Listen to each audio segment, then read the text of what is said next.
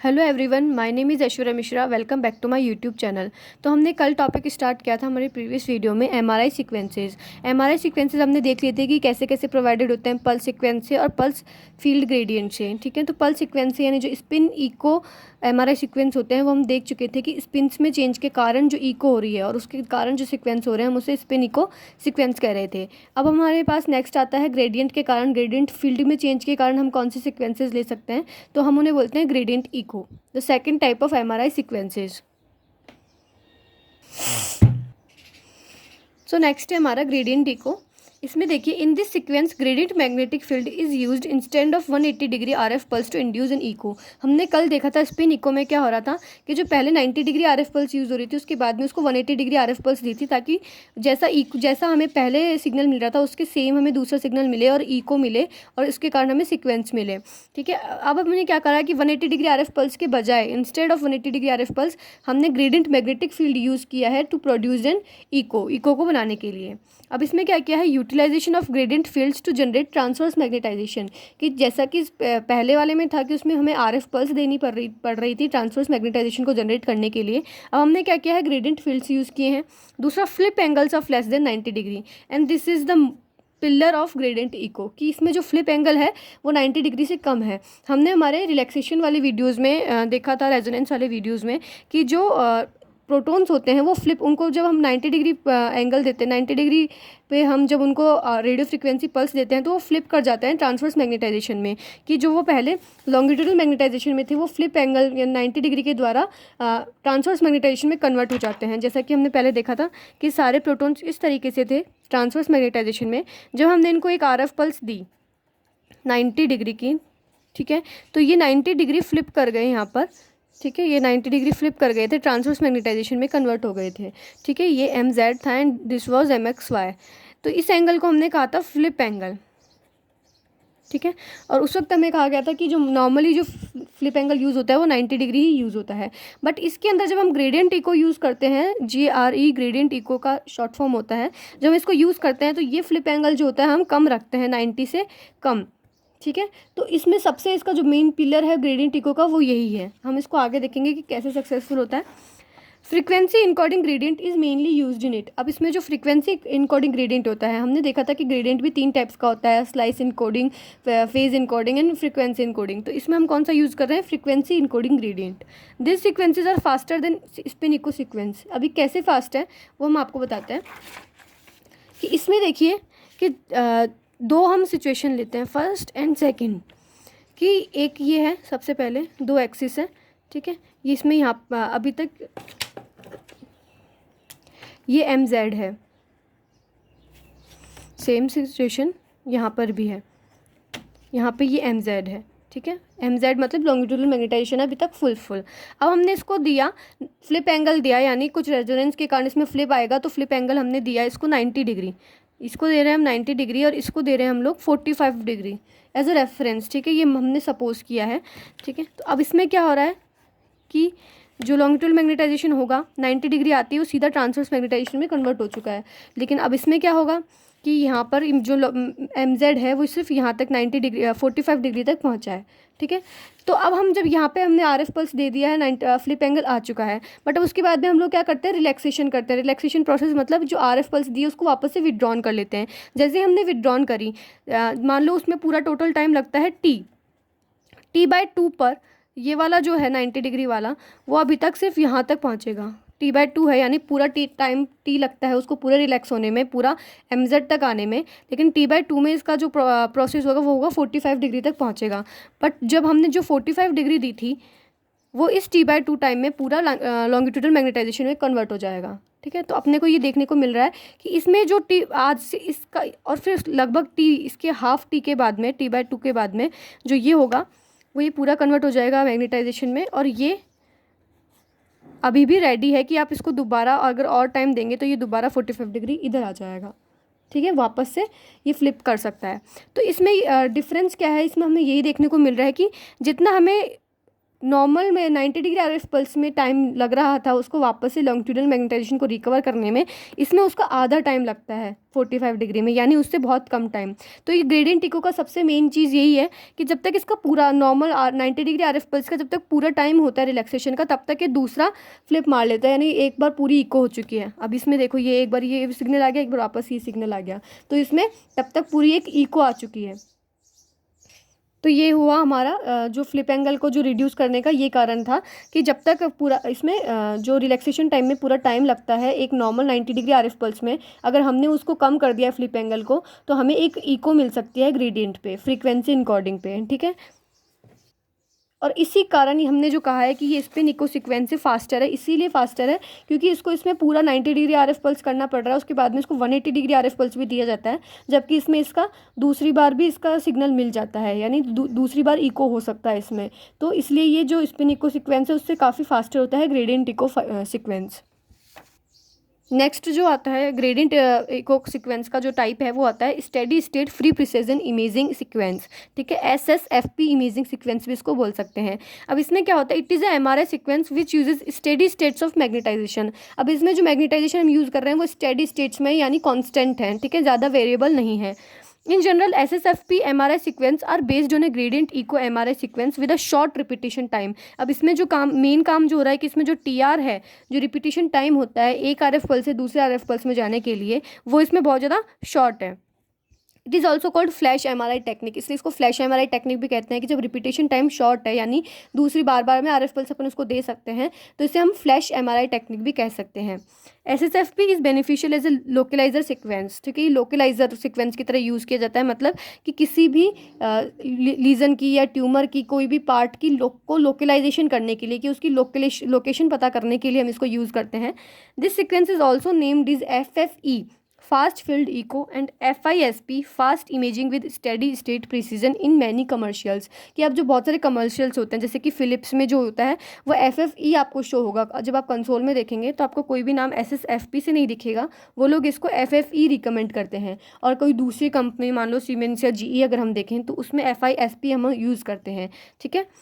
Useful for blood vessels imaging and fluid filled space in body. अब ये जो SSFP है वो किस काम में आता है, ब्लड वेसल्स इमेजिंग में, कि कोई भी अगर ब्लड वेसल की इमेजिंग करनी है तो उसमें काम आएगा, क्योंकि ये स्टेडी है, मतलब इसमें थोड़ा मैग्नेटाइजेशन कांस्टेंट रहता है, तो ये अपने आपको अच्छे से उसकी ब्लड वेसल इमेजिंग दे सकता है। And fluid filled space in body, fluid filled space, इसके कहने का मतलब ये है कि जब स्टेडी स्टेट है यानी कि अब उसमें मोशन का इतना आर्टिफैक्ट नहीं आएगा, इतना मोशन का फ़र्क नहीं पड़ेगा, तो आप उसको अच्छे से यूज़ कर सकते हो ब्लड वेसल की इमेजिंग में, यानी जब ब्लड फ्लो भी हो रहा है तो भी आपको उसकी इमेजिंग बिल्कुल सही मिलेगी। फ्लूइड जो होता है इसमें ब्राइट या वाइट कलर का होगा। फैट जो होता है इंटरमीडिएट सिग्नल होता है, यानी ज़्यादा ब्राइट नहीं होता है। और जो मूविंग ब्लड होता है वो बहुत ज़्यादा ब्राइट दिखाई देता है। मूविंग ब्लड एक तरीके से फ्लूइड ही होता है।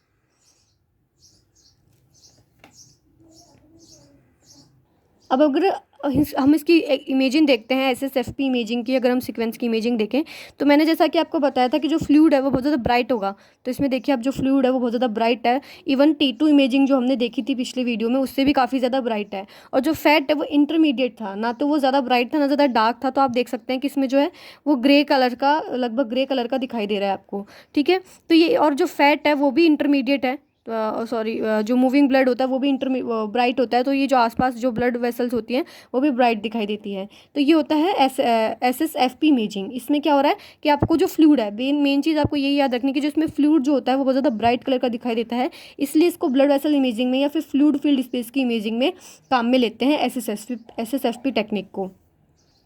अब जो नेक्स्ट आता है ग्रेडियंट इको सीक्वेंस का टाइप जो होता है वो होता है इफेक्टिव T2 या फिर T2 स्टार सीक्वेंस, ठीक है। अब इसमें T2 स्टार या फिर जो T2 था उसमें क्या अंतर होता है, जो T2 स्टार रिलैक्सेशन होता है refers to decay of transfer magnetization caused by a combination of spin relaxation and magnetic field inhomogeneity. यानी जब आपने पहले T2 रिलैक्सेशन देखा था ओनली, उसमें क्या हो रहा था कि वो स्पिन रिलैक्सेशन के कारण जो ट्रांसफर मैग्नेटाइजेशन का डीके हो रहा था उसे हमने T2 रिलैक्सेशन कहा था। बट अब इसमें क्या है, स्पिन रिलैक्सेशन तो हो ही रहा है, साथ में मैग्नेटिक फील्ड इन होमोजिनिटी, यानी मैग्नेटिक फील्ड में विषमता के कारण भी जो ट्रांसवर्स मैग्नेटाइजेशन में क्षय होता है, डीके होता है, उसे हमने कहा है T2 रिलैक्सेशन, ठीक है।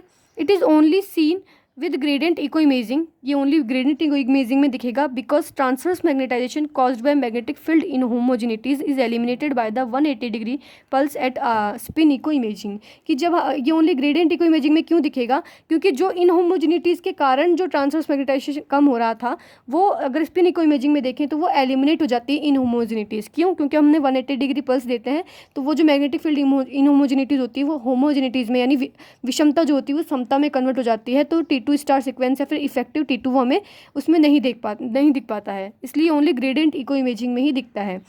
This sequence are use to differentiate haemorrhage, calcification and iron deposition in various tissue. अब इसका काम क्या होता है, किसमें यूज़ होता है कि जो हेमरेज होता है या फिर कैल्सिफिकेशन यानी कि जब कैल्शियम जमा हो जाता है, आयरन डिपोजिशन हो जाता है, तो ये बहुत सारे टिश्यूज़ में उन चीज़ों को डिफ्रेंशिएट करने के लिए काम आता है। हाइपो इंटेंस मतलब ये जो सारी चीज़ें होंगी कैल्सिफिकेशन, आयरन डिपोजिशन, वो हाइपो इंटेंस होगी। हाइपो इंटेंस का मतलब कि जो कंपेयर टू अदर टिश्यूज़ या कंपेयर टू अदर सिस्टम्स वो जो होगी थोड़ी उसकी इंटेंसिटी कम होगी, यानी उसकी सिग्नल इंटेंसिटी कम होगी, यानी उनके कंपैरिजन में वो ग्रे या फिर डार्क दिखाई देंगे।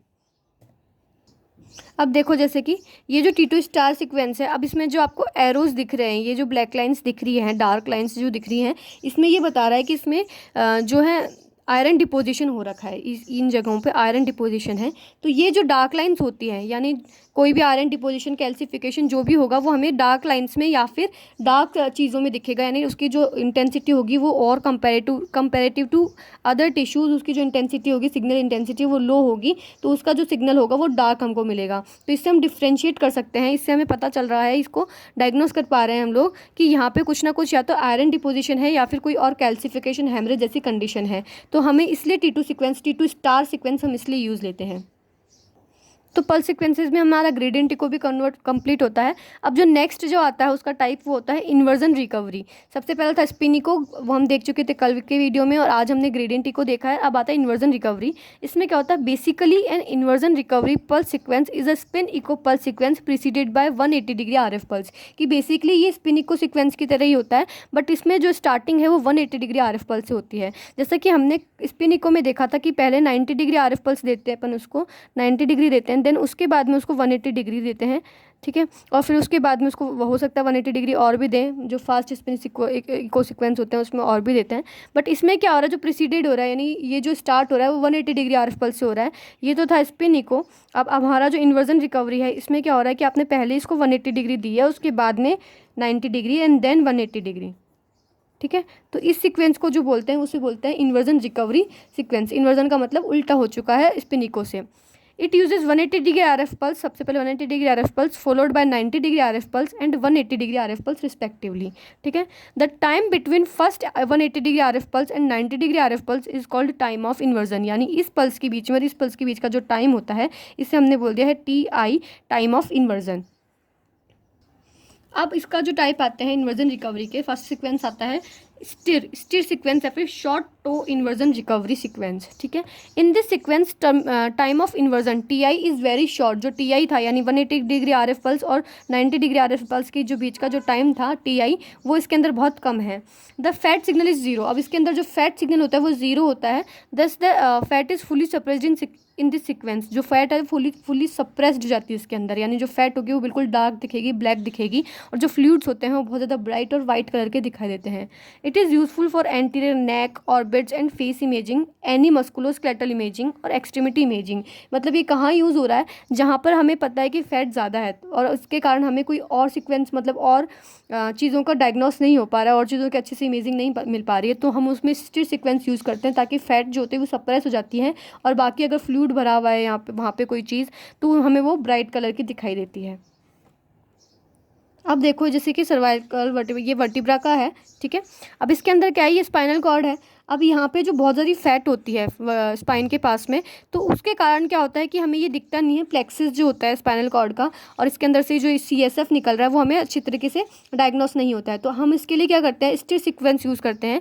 जैसे कि जो इसके आसपास की फैट है वो देखो आप डार्क कलर की हो चुकी है, वो इतना हमें सप्रेस हो चुकी है, बिल्कुल उसका सिग्नल ज़ीरो हो चुका है, और जो CSF है सेरेब्रो स्पाइनल फ्लूइड है वो आपको बहुत ज़्यादा ब्राइट दिख रहा है। तो इस तरीके से हम उसका डायग्नोस कर सकते हैं स्टिर को यूज़ करके। नेक्स्ट जो आता है इन्वर्जन रिकवरी सीक्वेंस का टाइप, वो आता है फ्लेयर। फ्लेयर मतलब fluid attenuated inversion recovery. Fluid attenuated यानी फ्लूइड को रोक लिया गया है, fluid attenuated inversion recovery. FLAIR is another variation of the inversion recovery sequence, दूसरा वेरिएशन है विद लॉन्ग टी आई। अब जो इसमें इन्वर्जन टाइम है वो ज़्यादा हो चुका है, स्टेट में इन्वर्जन टाइम कम था और इसमें इन्वर्जन टाइम ज़्यादा हो चुका है, यानी 180 डिग्री आर एफ पल्स से 90 डिग्री आर एफ पल्स को आने में बहुत ज़्यादा टाइम लगेगा। It is use for fluid suppression, कि अब इसमें क्या करा है, फ्लूइड को सप्रेस कर दिया है, फ्लूइड सिग्नल को जीरो कर दिया है। इसमें फ्लूइड जो होता है वो बिल्कुल डार्क दिखाई देगा और जो फैट होगी वो बहुत ब्राइट दिखाई देगी। ये ब्रेन और स्पाइन की इमेजिंग में हमें हेल्प करती है। अब देखो, जैसे कि इसमें हमें फ्लेयर सीक्वेंस यूज़ किया है, इसके अंदर आप देखोगे कि जो फ्लूइड है वो बिल्कुल डार्क दिख रहा है। वेंट्रिकल्स में जो फ्लूइड होता है वो बिल्कुल आपको डार्क कलर का दिख रहा है, और जो फैट है बाहर की जो लाइनिंग है वो बहुत ज़्यादा ब्राइट कलर की दिख रही है। और ये जो आपको ब्राइट सा दिख रहा है, ये ईडिमा या फिर फैट का जमा कुछ या फिर कोलेस्ट्रॉल जमा हो सकता है, फिर फैट का जमाव हो सकता है। तो इस चीज़ को डायग्नोस करने के लिए, यानी जो फ्लूइड है उसको सप्रेस करके और दूसरी जो चीज़ है ईडिमा जैसी चीज़ों में हमें डायग्नोस करने के लिए हम फ्लेयर सीक्वेंस को यूज़ करते हैं। ठीक है, तो ये हमारे यहाँ पे सीक्वेंस कंप्लीट होते हैं एमआरआई की। ये सब मेन सीक्वेंसेस हैं। इसके बाद में भी हमारे को कई और सीक्वेंसेस देखने को मिल सकते हैं, जैसे कि डिफ्यूजन वेटेड, ससेप्टिबिलिटी वेटेड, वो सारे जो SWI DWI ये जो सीक्वेंस जो होते हैं वो हमारे फर्दर मतलब मास्टर डिग्री तक में काम आ सकते हैं। ये हमारे अभी BRT डिग्री बैचलर तक के लिए इनफ होते हैं। इससे ज़्यादा हमें ना तो एग्ज़ाम में पूछा जाता है और ना ही हमारे काम आता है, तो इतने सीक्वेंसेस हमारे लिए इनफ होते हैं। तो अभी तक हमने देख लिए थे कि जो MRI पल्स सीक्वेंसेस होते हैं उसमें 3 टाइप होते हैं। एक तो spin echo, gradient echo and inversion recovery. Spin echo में भी हम तीन टाइप देख चुके थे, T1, T2 and proton density PD।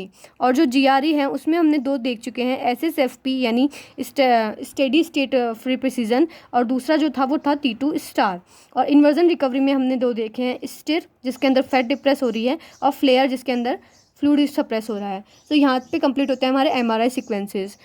अगर आपको इस वीडियो से रिलेटेड कोई भी डाउट है तो आप कमेंट सेक्शन में कमेंट करके मुझे बता सकते हैं। And thanks for watching.